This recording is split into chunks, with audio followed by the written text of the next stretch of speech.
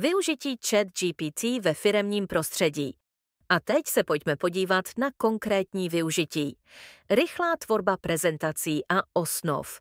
AI zvládne připravit osnovu prezentace, návrh slajdů nebo i celý text s klíčovými body. Můžete požádat o různé varianty podle cílového publika. AI umí také sumarizovat delší texty do stručného souhrnu. S vizuální stránkou prezentace vám mohou pomoci další AI nástroje. Například Gemma, tvorba obrázků a vizuálů. Pomocí generátorů obrázků lze vytvořit ilustrace, ikony nebo vizuální koncepty. Například návrh obrázků do prezentace nebo vizuál pro LinkedIn příspěvek. Překlady a lokalizace. AI překládá nejen doslovně, ale i s ohledem na tón a platformu, kde má být text použit.